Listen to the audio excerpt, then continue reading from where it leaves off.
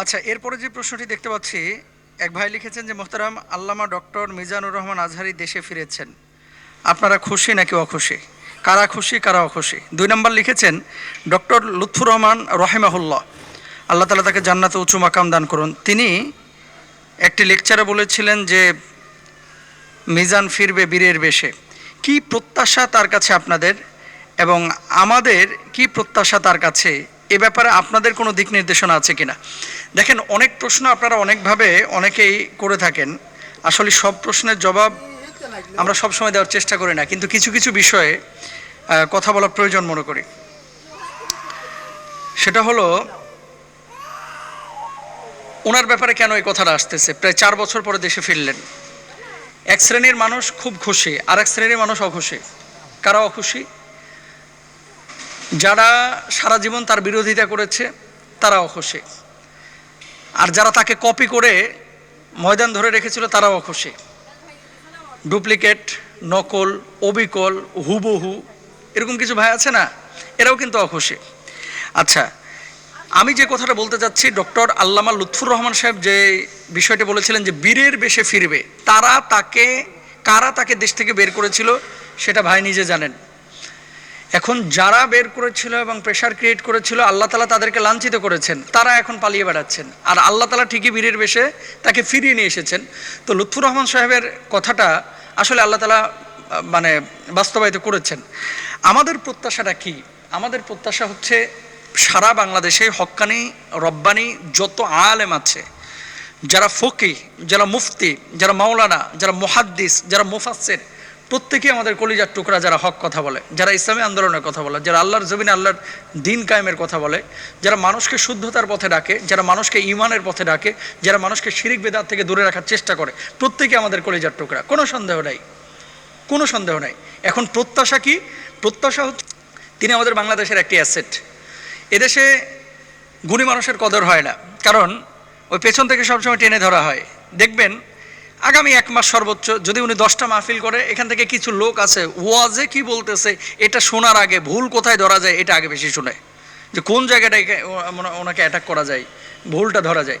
তো আমরা এই ভুলের চশমাটা না লাগায়া, অন্তরটাকে শুধু ভুল ধরার জন্য প্রস্তুত না করে, আমরা উদার মানসিকতা নিয়ে, অবশ্যই একজন মানুষের ভুল হতে পারে, তো ভুল ধরার একটা ধরন আছে, সিস্টেম আছে, যেটা শরীয়ত আপনাকে শিখিয়ে দিয়েছে।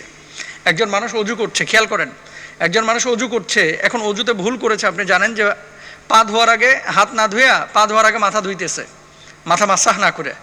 এখন আপনি কি বলবেন? এই বেটা, এটা মাথা আগে ধুইতেছিস কে, মাথা মাসা করতেছিস কে? এরকম আপনি বললে তারা ঘোষণা শুরু করলেন যে এটা উজুতে নিয়ম আছে। জীবনেও আপনার এই ভুলটা আপনি যে শুদ্ধ করার জন্য বা কারেকশনের জন্য তাকে বলতেছেন, আপনি এই কথা শুনবে না। ভাত খাচ্ছে, মনে করেন ডান দিক থেকে খাওয়া সুন্নাহ, এখন ডান দিক থেকে না খেয়ে সে বাম দিক থেকে খাওয়া শুরু করলো, আর আপনি কি করলেন? তার একটা চটকনা মেরে বললেন ডান দিক থেকে খাস না কে। দেখেন, তো কারেকশনের বা ভুল শুদ্ধ করার কিছু বাচনভঙ্গি আছে, মানুষের ভুল হলে শুধরানোর কিছু সিস্টেম আছে। নিজে আপনি শুদ্ধটা করে বুঝিয়ে দেন, অথবা একজন আলেমের যদি ভুল হয় তাকে ব্যক্তিগতভাবে আপনি নক করেন, তার পিএসকে নক করেন, তার ভাগ্নে মামাকে নক করেন, এভাবে করতে পারেন। তো আমাদের প্রত্যাশা হচ্ছে, যেহেতু বাংলাদেশের অ্যাসেট, তিনি দাওয়াতি ময়দানে আবার ফিরবেন, এবং যুবকদের মধ্যে যেহেতু তার অনেক প্রভাব এবং স্পিরিচুয়ালি টাচ করতে পারেন, সেহেতু আমরা আশা করব তিনি আবারও টাচ করবেন ইনশাআল্লাহ তাআলা কোরআনের ময়দানে ফিরে এসে। আচ্ছা, সমালোচক আমাদের শত্রুরা, আমাকে নিয়ে সমালোচনা হয়, মিজানুর রহমান আজহারী ভাইকে নিয়ে সমালোচনা হয়, XYZ অনেক স্কলারকে নিয়েই সমালোচনা হোক, মানে সমালোচকরা সমালোচনা করে এবং সমালোচনা হয়ে থাকে। লজিক এবং ব্যক্তি আক্রমণ আমরা খেয়াল করব না। লজিক্যালি কেউ যদি সমালোচনা করে যে এটা যৌক্তিক, সে সমালোচনা করতে পারে, তার বাক স্বাধীনতা তার আছে, সে করতেই পারে। কিন্তু আপনি সমালোচনা করতে গিয়ে আরেকজন নিরীহ মানুষের উপরে যদি জুলুম করেন, আল্লাহর আদালতে আপনাকে কিন্তু দাঁড়াইতে হবে ভাই। 4টা বছর যারা দেশের বাইরে তাকে রেখেছিল, আজকে তারা কিন্তু দেশে নেই। তো আপনি যাকে টেনে ধরছেন, খামচে ধরছেন, যাকে আপনি রদ করতে যাচ্ছেন, এই মানুষটা একসময় হয়তো আল্লাহ তাআলা, আপনি তাকে টেনে ধরতে যাচ্ছেন, আল্লাহ তাকে উঠিয়ে দেবে, আপনি হয়তো পিছনে পড়ে যাবেন, কিছু করতে পারবেন না। আর দুনিয়ার জিন্দেগিতে যদি ফাঁক ফকর দিয়ে আপনি পারও পেয়ে যান, কিয়ামতের ময়দানে কিন্তু আপনি পার পাবেন না ভাই, আল্লাহর আদালতে আপনারা দাঁড়াইতে হবে। সুতরাং আমাদের প্রত্যাশা হচ্ছে তিনি কোরআনের ময়দানে ফিরবেন এবং তিনি কথা বলবেন। একজন বক্তা আরেকজনকে অনুসরণ করতেই পারে। আমার এই কথা শোনার পরে হয়তো বা তার মতো যারা ওয়াজ করেন অনেকে আমার উপরে ক্ষিপ্ত হবেন। আসলে আমি আপনাদেরকেও লক্ষ্য করে বলতেছি না কথাগুলো। কিছু ভাইরা আছেন মিজানুর রহমান আজহারের 5টা ওয়াজ মুখস্থ করেছে এবং এটা দিয়ে প্রায় 5-6 বছর, 4 বছর, 3 বছর চলতেছে। কেন রে ভাই? ময়দানটা তো আপনার কাছে আমানত, এমনটা যেন না হয়। আল্লাহ তাআলা নিজের একটা কণ্ঠ দিয়েছে, কথা বলার বাচনভঙ্গি দিয়েছে। সবার জিহ্বা কি একরকম? কণ্ঠ কি একরকম? চেহারা কি একরকম? স্বতন্ত্রভাবে আল্লাহ তাআলা প্রত্যেকটা মানুষকে সম্মানিত করে বানিয়েছেন।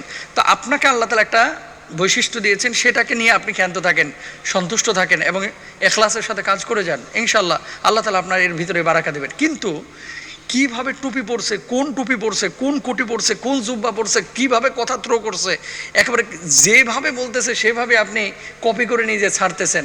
তো মার্কেটে এরকম নকল মাল তো সবসময় ভালো হয় না ভাই, সবসময় ভালো হয় না। তো আপনাদেরকে যেটা বলবো, শুধুমাত্র আজহারী সাহেব কি ওয়াজ করতেছে এটা ফলো না করে কোরআন এবং সুন্নাহের মধ্যে অনেক মেসেজ আছে, এগুলো নিজে পড়াশোনা করে নিজস্ব স্টাইলে অথবা তার মতোই কথা বলেন। তিনি শুধুমাত্র দেখতে যেমন যেভাবে কথা বলে সেভাবে কথা না বলে তার যে ইখলাস, তার যে বাচনভঙ্গি, তার যে অন্য গুণাবলী আছে সেগুলোকে গ্রহণ করার চেষ্টা করেন।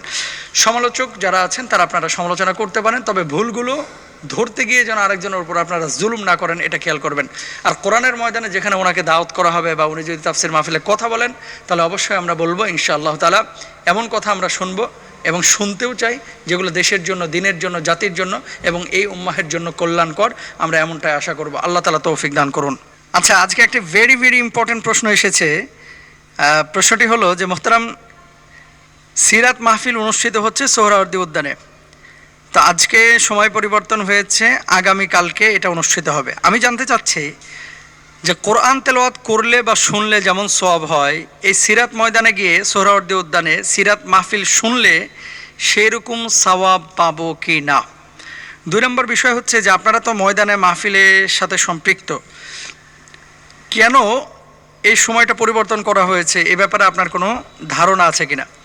দেখেন, নীতি নির্ধারকরা ওয়েদারের অবস্থা যে দেখতে পাচ্ছেন যে বৃষ্টি, তারপরে ঢাকায় কিন্তু লাগাতার বৃষ্টি হচ্ছে, বৃষ্টির মধ্যে মাহফিলগুলো করাটা খুব কঠিন। এখন কি কারণে অনেকে প্রচার করতেছে যে আজহারী সাহেবকে মনে হয় চেষ্টা করতেছেন সেখানে নিয়ে আসার জন্য। আর কালকে তো সারা রাত আপনারা প্রচার করেছেন মিজানুর রহমান আজহারী সাহেব সোহরাওয়ার্দী উদ্যানে আসছেন। এই জন্য কিছু লোক আছে গুজবে ভাই পিএইচডি করে ফেলাইছে, একটা জিনিস পাইলেই ফেসবুকে এটা ধুমায় শেয়ার করতে চায়। কেন এটাকে পরিবর্তন করা হয়েছে এবং মিজানুর রহমান আজহারী কি নিজে বলেছে যে আমি মাহফিলে থাকবো? উনি যদি আসেন তাহলে উনি আলোচনা করলে আপনারা শুনবেন, অন্য স্কলাররা আলোচনা করবেন, তাদের আলোচনা শুনবেন। সাবজেক্ট ওটা না, যেটা উনি কথা বলেছেন কি কারণে পরিবর্তন হয়েছে এটা আমার জানা নেই। কোনো চমক আছে কিনা বা ওয়েদারের কারণে কিনা এটা আমার জানা নেই। প্রথম যে পয়েন্টটা, যে কোরআন তেলাওয়াত করলে এবং শুনলে যে পরিমাণ সওয়াব হয় ওখানে গেলে সওয়াব হবে কিনা, এটা টোটালি আপনার অন্তরের সাথে সম্পৃক্ত একটা বিষয়। আপনি বলবেন কিভাবে? আল্লাহ মাংজা আবিল হাসানাতি ফালাহু আশারু আমসালিহা, আল্লাহ সুবহানাহু ওয়া তাআলা পবিত্র কোরআনুল কারিমে কি বলছেন? আল্লাহ বলছেন কেউ যদি একটা সৎ কাজ করে আল্লাহ তাআলা 10 গুণ সওয়াব বাড়ায় দেন। এখন আপনি কোরআন তেলাওয়াত যদি করেন তাহলে আল্লাহ তাআলা প্রত্যেকটা হরফের বদৌলতে আল্লাহ তাআলা আপনাকে 10টা করে সওয়াব দিবেন। আল্লাহর হাবিব সাল্লাল্লাহু আলাইহি ওয়াসাল্লাম হাদিসের মধ্যে বলেছেন আলিফ লাম মিম, এই 3টা হরফ যদি কেউ উচ্চারণ করে তাহলে 10 10 10 সওয়াব কত? 30টা সওয়াব আপনি পাচ্ছেন, রাইট? ঠিক আছে, এখন 30টা সওয়াব আপনি পাইলেন তেলাওয়াত করার কারণে। সিরাত ময়দানে যাওয়ার পরে আপনি যে সিরাতের কথা শুনবেন, কোরআন তেলাওয়াত শুনবেন, কোরআনের তাফসির শুনবেন, নবীজির জীবনী শুনবেন, কত কিছু আপনি শুনতেছেন। ব্যক্তিগতভাবে যখন আপনি কোরআন পড়বেন অনেক সওয়াব আপনি পাবেন। তবে সিরাত ময়দানে গিয়ে সিরাত মাহফিল শোনা এটা যে সওয়াবের কারণ হবে না, বা আপনি যদি কম্পেয়ার করতে চান তাহলে বলবো যে দুটোরই মূল্য আলাদা এবং দুটোরই ফজিলত আলাদা, দুটার সওয়াবও আলাদা, কোনোটা কম না। এখানে কয়টা সওয়াব হচ্ছে আপনার দেখেন। 1 নম্বর, কোরআন তেলাওয়াত আপনি শুনতে পাচ্ছেন। ইদা কুরিআল কুরআন ফাসতামিউ লাহু ওয়ানসিতু লাআল্লাকুম তুরহামুন, আল্লাহ বলছেন যখন কোরআন তেলাওয়াত করা হবে মনোযোগ দিয়ে শ্রবণ করো, নীরবতা অবলম্বন করো, আল্লাহ রহম করবেন। আচ্ছা, 1 নম্বর। 2 নম্বর হচ্ছে সিরাত নিয়ে আলোচনা হবে, নবীজির জীবনী নিয়ে। তো নবীজির জীবনী নিয়ে আলোচনা কয়টা মাহফিলে হয়? আমরা তাফসির করি 1টা আয়াত, 2টা আয়াত, 3টা আয়াত। সিরাত নিয়ে আলোচনা বাংলাদেশে অনেক মাহফিলে হয়। সিরাতের কিছু অংশ আমরা টাচ করার চেষ্টা করি, কিন্তু পূর্ণাঙ্গ সিরাতের আলোচনাতে এক মাহফিল দিয়ে যথেষ্ট না। যতটুকু আলোচনা এখানে হবে আপনি শুনবেন, আল্লাহ তাআলা আপনারা সওয়াব দেবেন। 3 নম্বর, একসাথে এত বড় বড় স্কলারকে পাওয়াটা দুষ্কর বাংলাদেশে যে কোনো ময়দানে। এবং সোহরাওয়ার্দী উদ্যানের যে মাহফিলটি, এটা একটি যুগান্তকারী বা ইতিহাস সৃষ্টি করবে আমার কাছে মনে হচ্ছে। কারণ প্রায় 15-20 বছর এই ময়দানে কোনো মাহফিল এভাবে হয় নাই। রাজনৈতিক সভা সমাবেশ হয়েছে, কিন্তু এই ধরনের মাহফিলগুলো হয় নাই। সুতরাং এটা আমাদের আনন্দের একটা দিন। বিশেষ করে যারা কোরআনকে ভালোবাসে, যারা নবীজির সিরাতকে ভালোবাসে, আপনারা প্রত্যেকে নিজে যাবেন, সন্তান সন্ততি নিয়ে দল বেঁধে যাবেন ইনশাল্লাহ। হ্যাঁ, মাঠে জায়গা পাচ্ছেন না, আপনি রমনা পার্কের আশপাশে বসে আওয়াজ তো পাবেন, আপনি শুনেন, আল্লাহকে বলেন যে আল্লাহ আমি এসেছি। কেন আসবেন? শেখার জন্য, জানার জন্য, নবীজির সিরা সম্পর্কে ধারণা পাওয়ার জন্য, সেজন্য আপনি আসবেন। আর এই ধরনের দিনী মাজলিসগুলো যখন কায়েম হয়, সেখানে মাজলিসের শ্রোতা যারা বসে, যারা আলোচনা করে, আল্লাহ সুবহানাহু ওয়া তাআলার ফেরেশতারা আকাশ থেকে এসে তাদের উপরে রহমতের ডানাগুলো বিছিয়ে দেন, সাগরের মাছগুলো তাদের জন্য দোয়া করতে থাকে, ইভেন গর্তের পিপিলিকা পর্যন্ত তাদের ক্ষমার জন্য দোয়া করতে থাকে। সুবহানাল্লাহ। তাহলে এই যে ফজিলত, এগুলো তো আপনি ঘরের মধ্যে বসে থাকলে পাবেন না। তাহলে আমাদের করণীয় কি? আমাদের করণীয় হচ্ছে 1 নম্বর, অন্তরটাকে বিশুদ্ধ করা। কেন আমি সেখানে যাচ্ছি? আমার উদ্দেশ্য হচ্ছে একটাই, আল্লাহকে রাজি খুশি করা। 2 নম্বর উদ্দেশ্য হচ্ছে সেখান থেকে কিছু মেসেজ নেওয়া। কোন বক্তা আসতেছে? মিজানুর রহমান আজহারি আসতেছে, না জাবরি সাহেব আসতেছে, না আমির হামজা সাহেব আসতেছে, না XY যে যত স্কলার, আরে যারা হক কথা বলে সবাই আমাদের মাথার মুকুট, মধ্যমণি। যারাই হক কথা বলবে, কোরআনের কথা বলবে, সিরার কথা বলবে, আমরা তাদের কথাগুলোকে অ্যাকসেপ্ট করব, শিক্ষা নেব, এবং আমরা এখানে দলে দলে যাবো ইনশাল্লাহ। তাহলে আপনি যে কথাটা বলছিলেন যে সওয়াব পাবো কিনা,